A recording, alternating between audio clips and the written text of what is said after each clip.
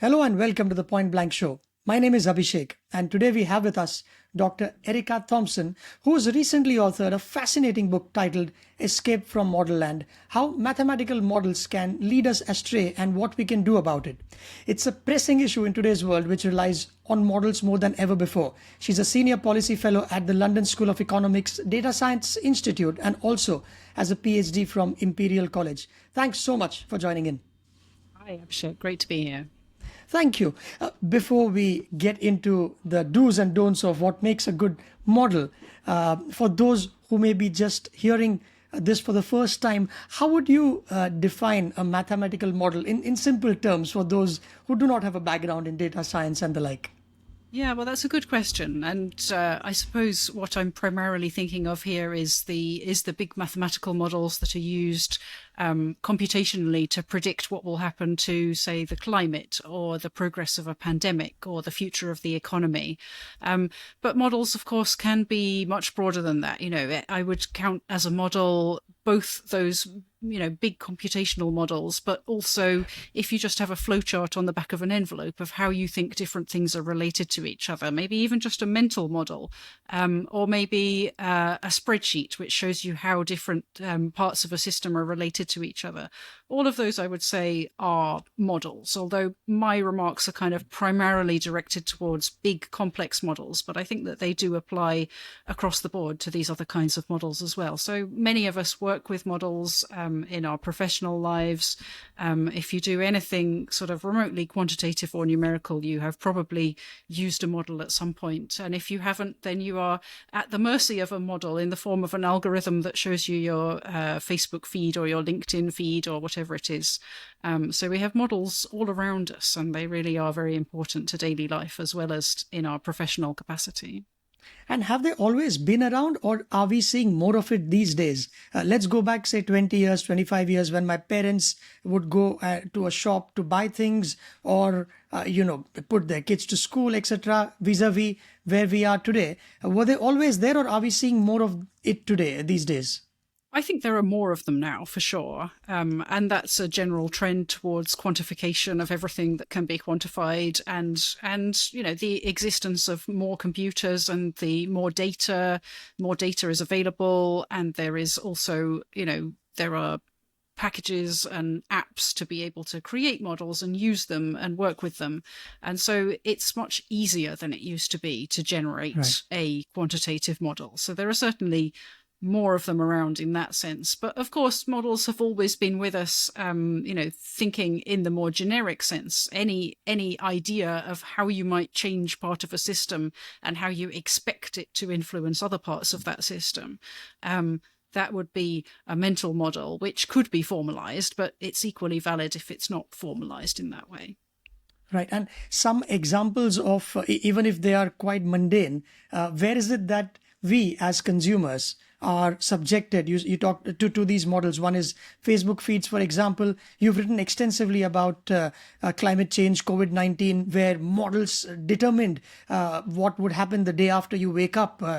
So what are some of the couple of examples that you think models have indeed helped, or we are subjected to as normal consumers? Some other examples would be the weather forecast. You get your phone out of your pocket and you look at the weather forecast and you have a good idea of how reliable that forecast is, for example. So you know that tomorrow's weather forecast is probably pretty good, and the weather forecast for 3 days' time is maybe okay, and the weather forecast for 3 weeks or 3 months' time you probably don't even look at, because you know that there's not very much information there. So it's partly about the models that we have, but it's also about how we use those models and how we use them to inform our decision making. So you can look at the weather forecast now and use it to decide whether to take an umbrella with you when you walk out of the house, but also you wouldn't necessarily use it unless you were doing something very marginal, like, I don't know, natural gas trading. Maybe you would use that weather model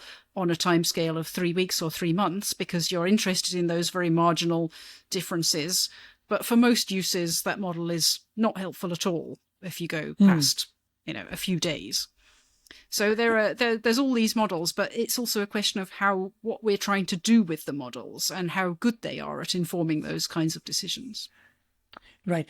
Funny you gave the example of weather forecasting, because just last week we had a notification from the Maharashtra state government. I live in Mumbai, where all the schools were shut, and it was red alert because of the rains. And what happened on those 2 days was not a single drop of rain.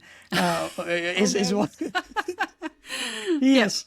So that also tends to happen, and it's very whether the model, I don't know. Would you say that the model failed, or it was just an aberration? We are in 2024. Admittedly, Well, this is a great technology. question. And these models, weather models specifically, tend to give probabilistic output. So we don't say it is going to rain tomorrow. You might say there's a 90% chance of rain tomorrow.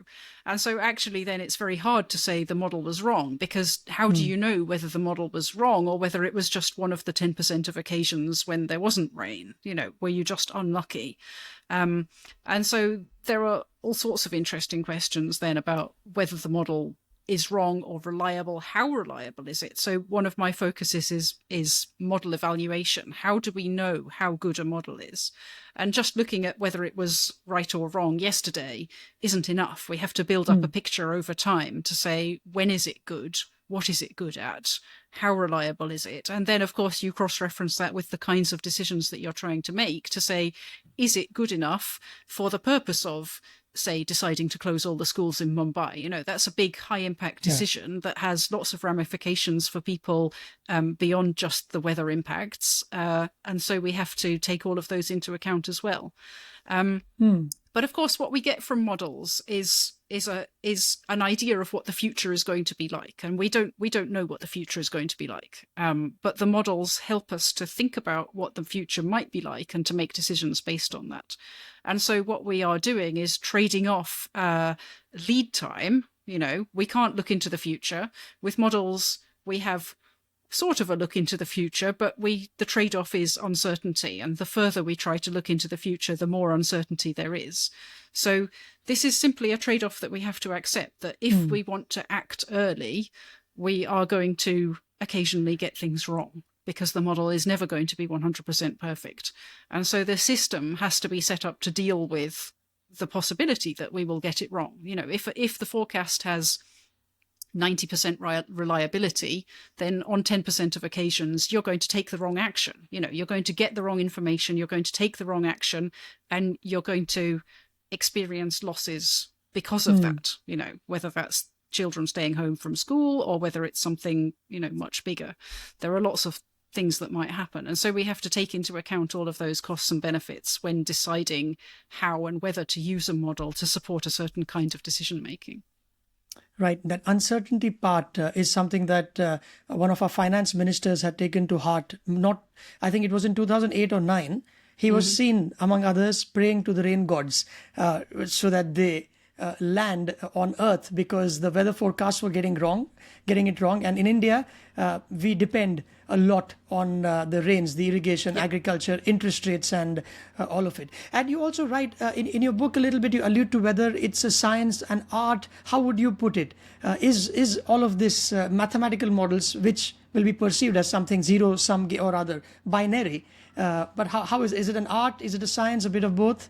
I think it's a bit of both. Of course, there's a science involved in, taking data, measurements, incorporating them into a model, doing, however we're constructing the model, taking the best possible evidence and running through a sort of logical chain of inference about how that affects the system and what will then happen next. And so that is the scientific part. The art is in deciding how to formulate the model. Who decides what kind of data we're going to collect? Who decides how we're going to represent that data within the model? Supposing we have let's say we have a model of what the impact of excess rainfall will be on Mumbai and the possibility of impacts on schools, and should we close the schools? If you have a model which has schools in it, then you can explicitly model the impact on the schools, okay. But if you had a model that didn't have the schools in it, then you can't explicitly model the impact. And so your choices are value laden, and they're also reflective of your expert judgment about what's important and what's not important. And there will be practical constraints on what you can and can't model. You can't model like every atom in the universe because we simply haven't got a big enough computer. And so those practical constraints also mean that we have to make trade-offs, and the trade-offs that we choose to make will be value laden and the result of expert judgments about what has the biggest impact on the outcome and what has less or no impact on the outcome.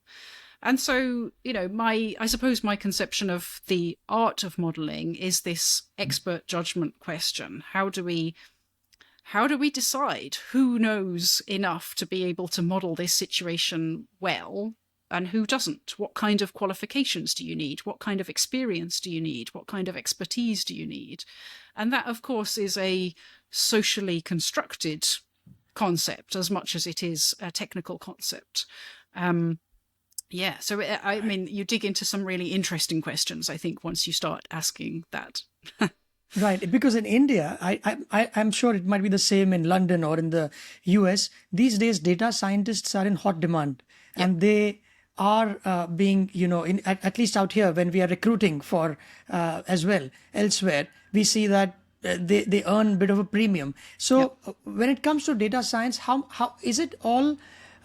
Who tells them that these are the parameters that you need to be putting into your model, or is it their decision? How do you know what should go in? Like you mentioned about schools, or what can, because you also, sometimes what happens, two seemingly unrelated events can have an impact on the final outcome.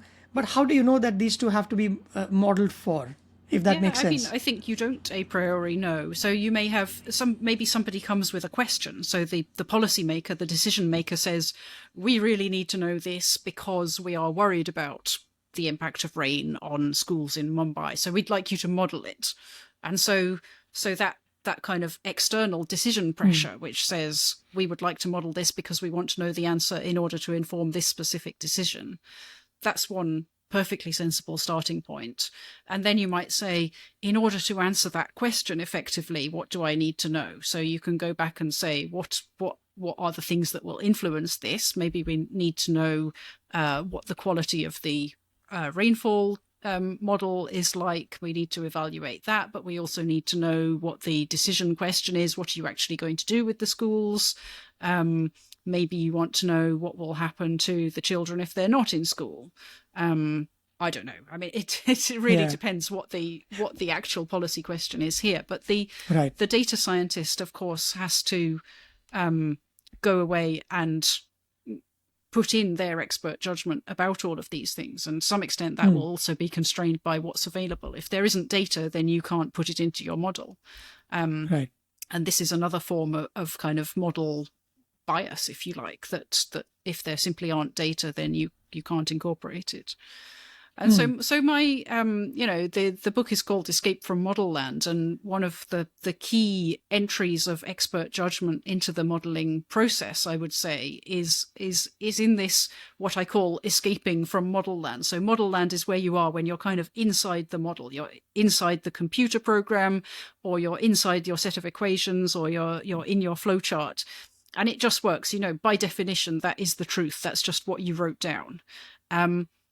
But nobody cares about that. Nobody should care about that. Nobody has any interest in what's going on inside your computer. They want to know about the real world. They want to know what's going to happen to the schools in Mumbai next week, right?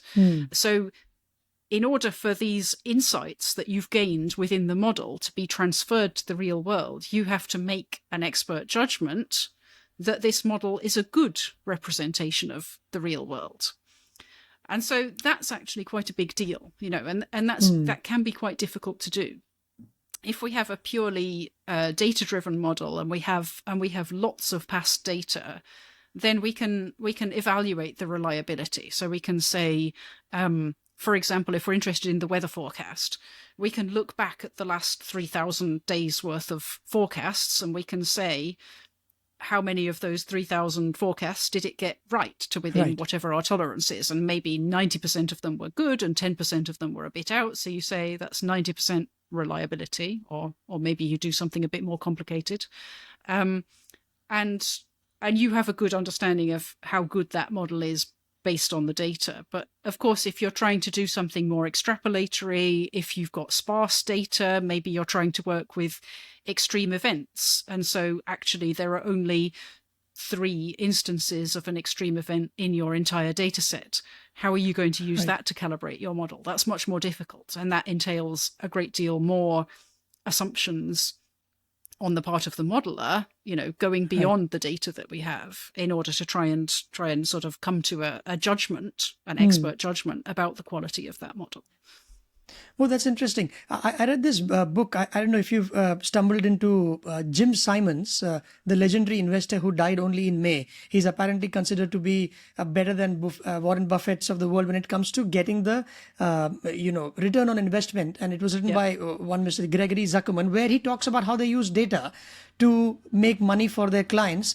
And in one such case, they were confounded because they didn't have data for a good chunk of years, but they had it beyond a particular point. So they ended up making that data by back calculating what it may have been by looking at the trend farther ahead, because they just had to fill it in. As you say, I mean, data is everything in this case then. Mm-hmm. Yeah, I mean, and you can fill in data. So the weather models, for example, if we look at the weather, you can get your weather forecast, and you can get the past view of the weather as well. But that is not just the observations, because we take observations wherever we happen to have an observing station. But the model doesn't have grid points at all the observing station. The model has kind of a set of grid points in a grid, right? So the model has to interpolate everything, the observations that you've got, onto the grid points first.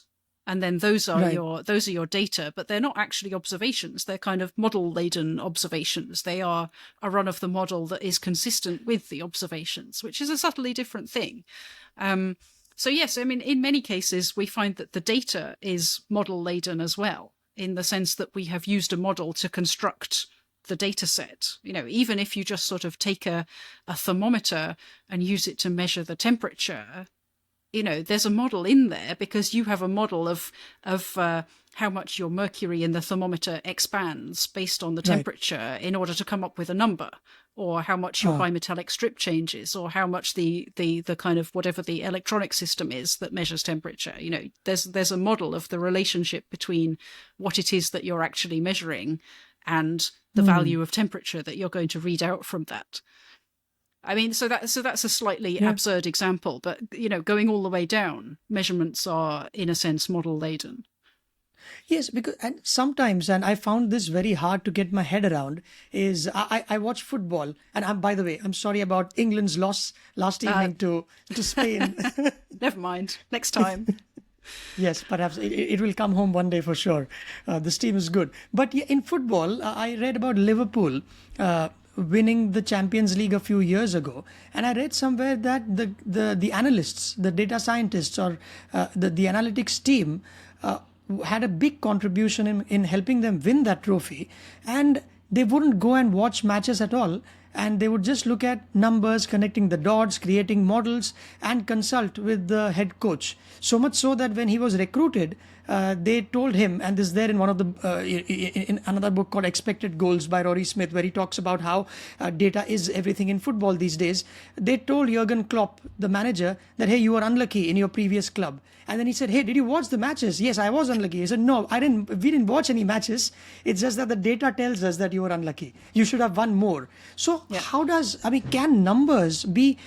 It's like playing God to exaggerate that you've not seen the real thing happen, but you've collected enough data points to build something to give you an inference which is manifesting itself on the field. In this case, football. Yeah, well, it's a different way of looking at it, isn't it? So when different people look at a football pitch, they will see different things. Someone who understands the rules of football will be looking at it differently from someone who doesn't understand the rules of football, and someone who sees it through the lens of data and whether you convert an opportunity into a goal and all of these sorts of things. I don't know what kind of metrics they use, and sports analytics is not at all my thing, but the model kind of provides a perspective, a different way of thinking about that situation.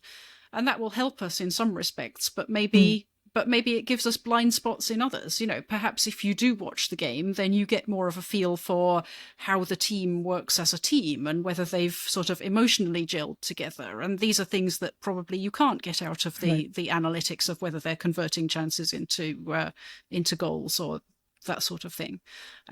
So the model certainly can be extremely powerful. And I think the data analytics has certainly proven itself as an extremely powerful way to inform sporting strategies and improve sporting performance. But it's clearly not the entire picture. We get a different perspective by looking through different models. Right. And one area where you've spent a lot of time is studying climate change. And I quote one part of your book where you say that it's important also to have a bit of imagination. And to quote you, failure to address climate change is down to lack of imagination. And can you help us understand what that means? Because it's been around for a while. I mean, climate change since Al Gore made that. I think it was 2005 where Inconvenient Truth got climate change into people's living rooms. So why imagination is important in this context? Yeah, sure. Well, I mean, climate change has been around, of course, for a lot longer than that, and the Earth's climate has changed, both before humans were here, and now, of course, it's strongly driven by human activity and by the greenhouse gases that we're putting into the atmosphere. But I suppose what I meant to highlight there was that, our choices about how to respond to climate change are essentially imaginative, that we can write down a representation in what's called an integrated assessment model of the Earth's climate and the maybe the energy systems and the economic systems. And we can think about what would be the most cost-effective way to get to 2100 and meet the targets of the Paris Agreement to keep climate change below 2 degrees by the end of the century, with an ambition for 1.5. And yet that kind of doesn't really help us. It's like, we can say what is the cheapest way of meeting all these targets, but I think what that fails to understand is that regardless of the outcome, there is a large systemic transformation underway. We have the choice either to kind of embrace the challenge and go all out for for clean energy and all of that sort of thing, and really change the system so that we are doing things in a way that doesn't emit lots of carbon dioxide, basically. And that will be a radical change. Or we can kind of leave things as they are, and on the basis of the climate models that we see and the large changes that greenhouse gases are exerting on the atmosphere, the atmospheric system, and the weather patterns, then there will be extreme changes due to climate impacts. So we stand on the brink of systemic transformation in either direction, one way or the other. And the question is sort of, how do we do that? What do we actually want from a future? What do we think it should look like in 2100? And the models that we have at the moment are perhaps, abdicating that responsibility and just saying, well, we're starting here and it could go this way and it could go that way and it could go that way. And you just end up with a whole load of plausible scenarios, none of which are particularly more likely than the others. And then you say, how do we work out which trajectory we're on? But this is very passive.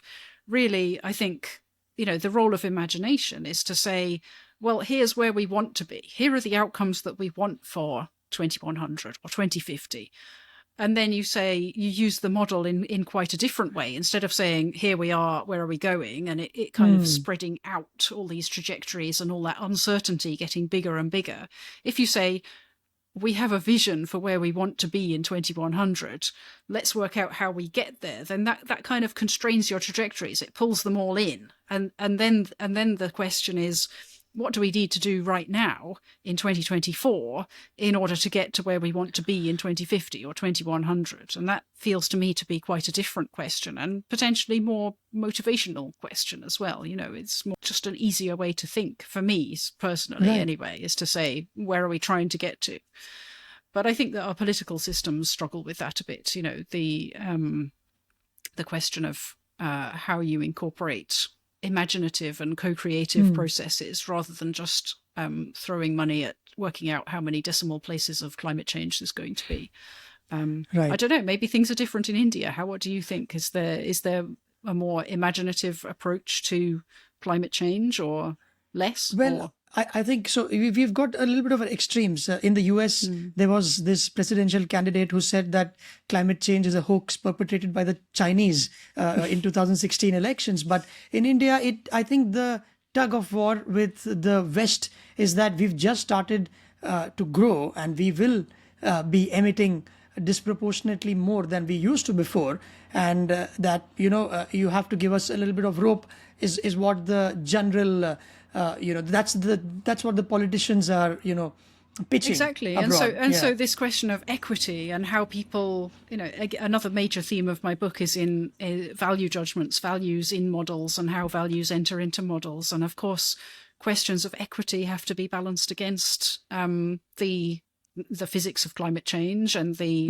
politics of how people want to address climate change and the technological possibilities and impossibilities. So yes, and when models are made, many models don't explicitly incorporate questions of equity, whether that's global equity or intergenerational equity. And if we don't have that in our model, then it limits our imagination of how we can think about it. Yes, and I think this will be the norm, right? There will never be a level playing field because if we continue I mean, even India, say, continues to hold its head high and saying that we are growing and we need to power those thermal, burn coal to get electricity. It's not sustainable beyond a point just because it was done somewhere else, but the damage has already been done. So the thrust on renewables is there here, but there needs to be more of it, I guess. And then the kind of imaginative question is, how do you balance that? How do you balance the needs of different people and different communities within that system in a way that feels like everybody has had the opportunity to feed into it and has had their needs and values and interests considered? And it's obviously, it's not easy at all. It's a really difficult question. Yes. So among all these, I'll put you on a spot and ask you if you've seen any model that you think ticks all the check boxes that you put forth in your book, or most of them, where you say, this is something to aspire to. And a real life scenario where you saw this pan out, if there is one. Okay. I mean, nothing comes to mind, but maybe I'll kind of cheat by saying that the answer is that no single model can fulfill all of those requirements. I think what we need is multiple models. We need, because each model, as I said, is a kind of different perspective on a situation. If you look using a particular model, you see the football field differently. If you look using a particular model, you see the problem of global climate change differently. And so what we need are multiple perspectives. And perhaps what we need more than anything is a way of integrating those multiple perspectives and holding many models in our minds collectively to be able to think through what are the possible consequences, and so that people can kind of bring their own values and interests in equity to the decision-making table and have their interests considered as part of that decision-making process. And despite these days we have these strong computers which can crunch a lot of data, why is it that we miss something which in hindsight we realize, we missed such a big event? Like, I think you allude to the 2008 financial crisis in your book as well. Obviously, there are some people who saw it coming and made a killing, but a bunch of them or the intelligent folks at the investment banks missed it, and then the repercussions were dire. So what goes wrong when such big events happen? Are these black swan events, or are people just they just are delirious? They want to close their eyes and not believe the models at all. What goes on during these times? Yeah, it's a good question. I think obviously it's very context dependent, but perhaps almost nothing is a black swan. Most things can in principle be predicted. But of course, models have got very sharp boundaries. Models are trained on a set of data, and if they're trained on 100 years worth of data and it didn't include a financial crisis, then they're not going to predict a financial crisis. So that is, we have to be aware of the limitations of our models and understand that models are not necessarily capable of going beyond the data on which they're calibrated. And therefore, if there is an extreme event, it's highly unlikely that your model will manage to predict it. And so that's where the role of expert judgment comes in, to be able to say, I have made this model, here it is, it's the best I can do, it's calibrated on the best available data, and we have this prediction. But you have to then say, do I believe it or not? What is the probability that the actual outcome is going to be beyond the range that the model is predicting? And if you just take your model completely at face value, then in the terminology of my book, you're kind of trapped in model land. If you're making a statement about the model, not a statement about the real world.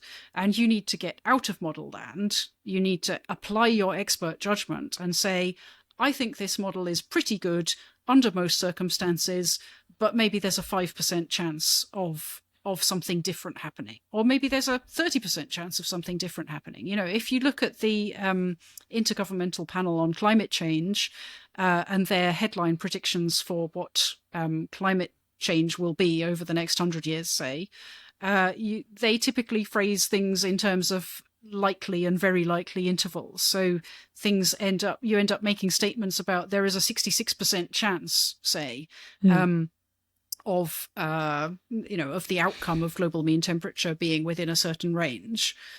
Well, that's great, but what about the other 34%? Yeah. That is quite salient to the decision question. Yes. It's pretty important. Yes. If there's a 30% chance of something really catastrophic happening, then we really want to know. So at least we're upfront about that. That's good. But if you just say, I've run my model, it's calibrated on loads of data, and it says that there will never be a financial crisis ever again, then I think anybody should be able to look at that and say, this is wrong. There is not a 0% chance of a financial crisis. Maybe I don't know what the probability is, right? But I think it's at least, say, 5%. And then you can incorporate that into your decision making. Maybe you say we are, and if you look at financial institutions, typically they will report on the 99.5 percentile. So maybe a 1 in 200 event would be salient, right? It would be useful to know about. And beyond that, you just say, well, the probability is so low that we'll ignore it. And you could disagree with that as well. You could say we should be interested in the even more minor risks. But at least we should be thinking about those kind of numbers. And but in principle, you can do that. It's just a question of somebody saying, my model is not perfect. And that shouldn't be a difficult sentence to say. Right. And to be fair, the folks that profited from the subprime crisis would have built their own models, right? It's actually a model which proved their case, whereas the majority had models which probably did not take the outliers into question. So the part where the human judgment that you alluded to a while ago, the expert judgment also comes in. Now, in this case, who are the experts is the question.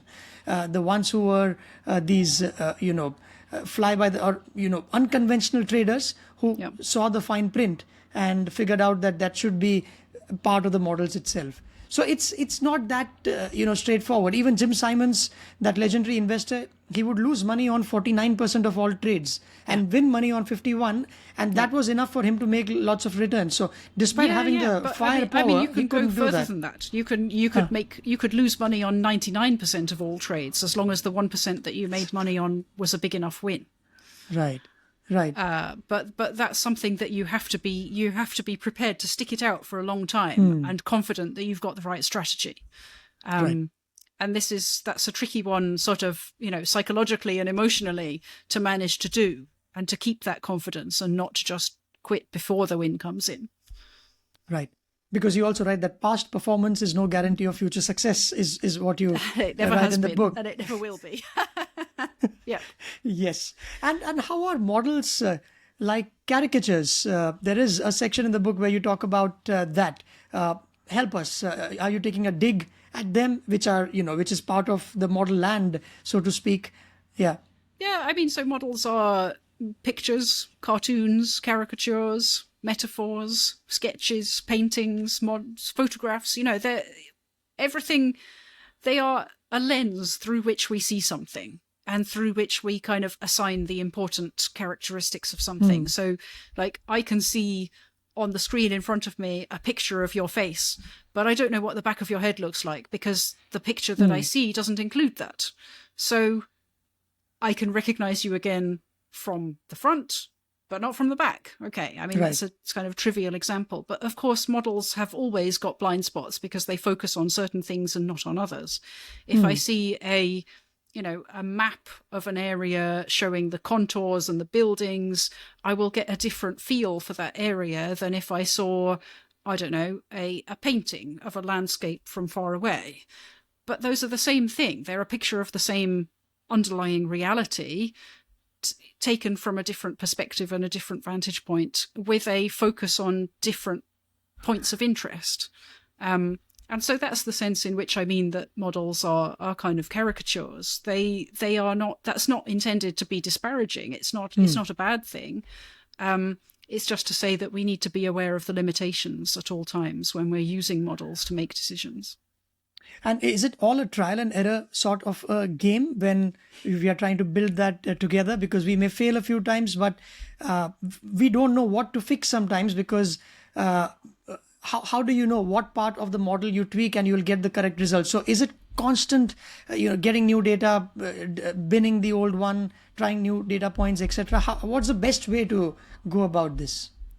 Well, I suppose this is part of the art of modelling, that you kind of learn to play around with things and you learn what kinds of things might have an influence on the output and the quality of the model. And, if you've played around with a model, that's the sort of thing you'll do, is say, well, what if we use part of the data set and then the other part? And perhaps I don't know, you can do all sorts of things. But you learn how to do it. That's sort of experiential rather than being something that you can necessarily teach. Obviously, there are things that you might automatically go for, but you learn very much in the context of a specific domain and a specific kind of model and a kind of data that you're interested in as well. What sorts of things to do. And when it comes to, you talked about a trivial example, but in context of where these data or models are used, you've also covered some part of matters of life and death. You write about the Challenger shuttle, which exploded just 73 seconds into the launch, which again was down to an error which could have been prevented, right? That's what the investigations say. So how is that related, and what is it that could have gone better there from the modeling point of view? So I suppose the point I was trying to make there was about that even the data can support different interpretations depending on how you look at it. So if you have a model that says, I don't know, I'm very confident that that this was, so what was it? The Challenger, it was about the cold days, wasn't it? That it had launched on cold days before and been fine. So do you think that just because it has launched on a couple of cold days before and been fine, that is evidence that it will always be fine in the future on a cold day? Or did you just get lucky? And that depends how much confidence you have in the model. So if you have a model which says, when the air temperature is cold, then these rubber O-rings that seal the shuttle will be brittle, and then there'll be a leak, and that will cause catastrophic damage. If you have high confidence in the model, then you say, well, the fact that it worked, it went up on a couple of cold days and where there wasn't a problem, that was just lucky. We shouldn't have done it then and we shouldn't do it now. But if you have low confidence in the model, then you say, well, it's been up twice already and there was no problem. So that's good evidence that we should just throw away this model and not worry about the brittleness of the O-rings. So the point is that you treat data in different ways according to how confident you are in your model as well. And that is scientifically justified. That is a process of Bayesian inference in a sense. Right. But that your expert judgment, which is an art, which is a subjective experience, your expert judgment about the quality of the model then influences how you treat data and how you incorporate new data when it comes along. And another such incident just occurred yesterday, now that we think of it, when former President Trump was, there was an assassination attempt on him. So this is the first time in 30 years that happened against an American president. So that also is a big lag in data, would that be?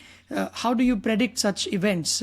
Obviously, it will be based on multiple data points, but that also can be a bit of a lapse if the modeling is not done right. I'm not sure. I'm just trying to. Yeah, I mean, it's a difficult one. So you could you could approach it in multiple different ways. You could look at the number of American presidents who've been subject to assassination attempts in the past and say, something like, a dozen out of 44 have been subject to attempts, and therefore it's extremely risky, and so we should expect quite a high probability of this happening again. Maybe that's one model. Or you could say we should model this bottom up rather than top down. Maybe we look at political polarization, access to guns, and the quality of security, and say that on that metric, perhaps there is an atmosphere in which it is more likely that some sort of attempt of this might be made. I think ultimately you you can't really do any of these. You're not going to get to a number that really means anything. It isn't possible to put a probabilistic interpretation on that, but I think you can. Then you say, given that we can't make a good model of it, what decision are we trying to inform? Maybe we're trying to inform a decision about the degree of security that former presidents ought to take to events, or the amount of effort that they should put into screening attendees and the area. And so you could imagine doing that without a model. You don't have to have a model that tells you that there's an increased likelihood of political violence to say that a former president might want to consider taking extra effort on security. So sometimes models just aren't necessary. Sometimes we don't need a model to make a decision. Right. And while preparing these models, how do you know that we have enough and that we can walk away? Because who makes that decision that we've got enough data points? Or like you said, there are multiple models. So X data points can make model A. The next one could make model B. How can one approach that? I suppose theoretically you might say at some point you reach a saturation point where new data doesn't change your model very much, or by incorporating another model on top of the 33 that you've already got doesn't change your outputs very much. So you might say the first new data that we get has a big impact, but then there are diminishing returns as we go forward. That's possible. Beyond that, I'm not quite sure how you would do that. I think, again, it comes back to expert judgment of saying, have we sufficiently considered all possible alternative perspectives? So we might say, maybe there's a bottom-up way of modelling this and a top-down way of modelling this. Can we think of any other way? Is there another perspective? And so if you have got a modelling team, maybe you set a couple of people on to think of another way to do it. If they can't think of another way, maybe you say that's enough, we stop there. Right. And the last one is these days, artificial intelligence is something which is around and we have to live with it. And it's only going to get interesting over time. How is AI influencing the model land and the periphery of it as well? And what does it mean for all of us? Yeah, really interesting. Okay, so I think AI is kind of by definition in model land, because we go away and we write a sort of boundary conditions for the AI, the data that it's going to take in, and the optimization function, whatever that is, for it to achieve at the end of the day. And so we are setting its parameters in model land. How good then do we think it's going to be at achieving the objective that we set for it? So this is kind of the alignment question about AI, or the evaluation question about models. How good are they? And so I have a few lines on this. One is about the questions on which we can expect AI to be good and the questions on which we can expect AI not to be good. And so the things we can expect it to be good at are things where there is lots of data. So the weather forecast is a good example. I fully expect AI data-driven weather forecasts to be as good, probably better than dynamical weather forecasts, which are based on the physics and the atmospheric fluids and, tracing that forward, because there is lots of data. But I don't expect them to be good at projecting future climate, because that relies much more on assumptions about physics, about processes, about dynamics. So I can say that I expect it to be good at this and not good at that. And then the same goes if we think about large language models.